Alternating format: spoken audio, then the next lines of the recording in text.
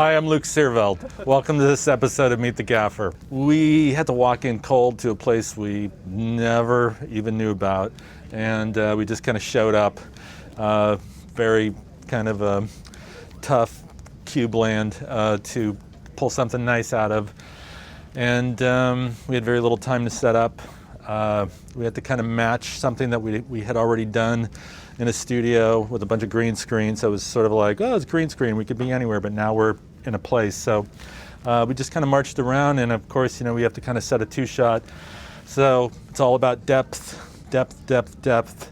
So, we had some nice windows that could blow out, add to the depth. We got a lot of, windows in the background, so we basically just kind of searched for the hall. We kind of found a place we could stuff them into. Unfortunately, it has a little bit of a T to it, so we were able to kind of like set up some overs. And then we were also able to kind of get our lamps on the other side of them so that we didn't have a broad shot at them, just sort of across the bow, sort of horrible lighting. So anyway, we were able to kind of squeeze something out, but you can see we just sort of, basically our two main lights are these guys. And then famous director Mark Corr, we're blessed with. We're blessed with super talent.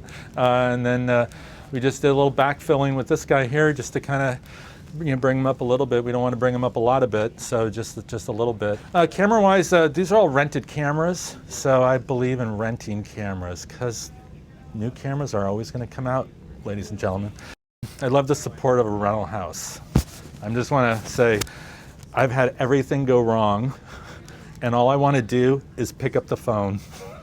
And those people are so talented, and they're so smart, and they have great technical minds, and that's like what you're paying for. You're not just paying for the gear, you're paying for that technical mind.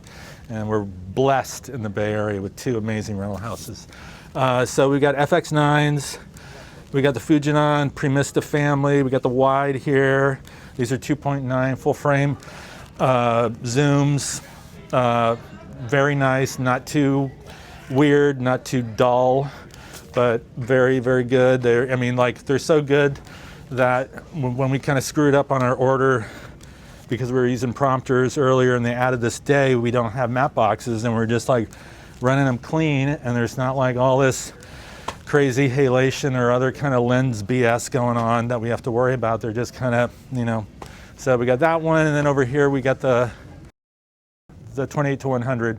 So they both have this matching green thing here, so it looks really like we planned it. The FX9, nice camera because we actually got kind of stuck with these because we have to burn in a LUT. The production company has like no turnaround time.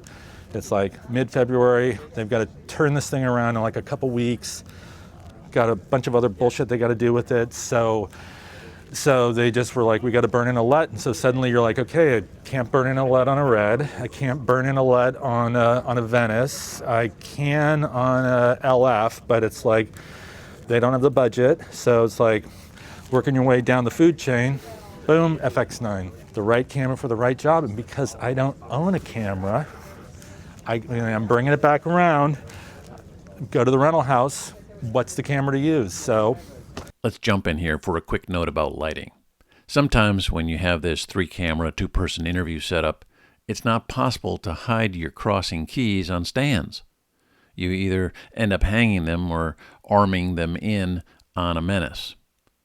Here we could keep them on stands, which certainly shortened the setup time. The two 600Ds were set up with medium domes, half grid, and quarter CTO to match the overheads that we left on in the background. We blocked out the overheads that were close to the talent. We added a touch of front fill with a Godox 600D. It blended in nicely.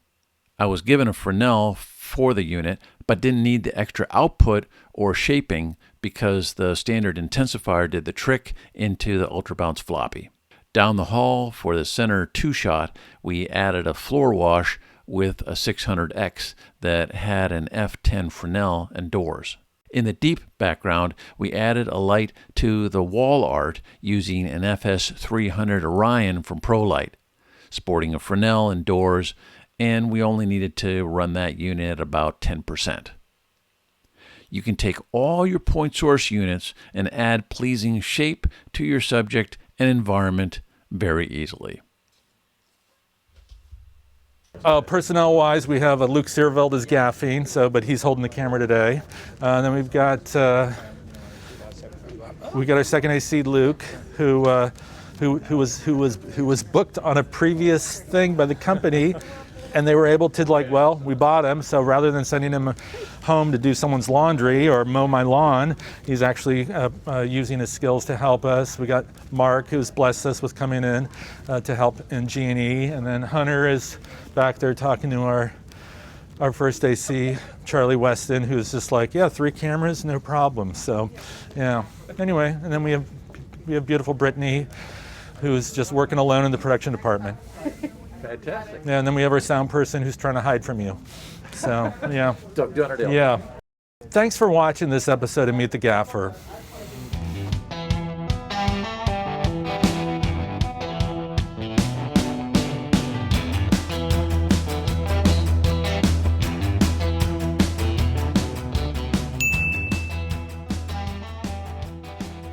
Well, you know what's interesting about these cameras, which is I think kind of amazing, is that the base ISO of this camera is 4,000.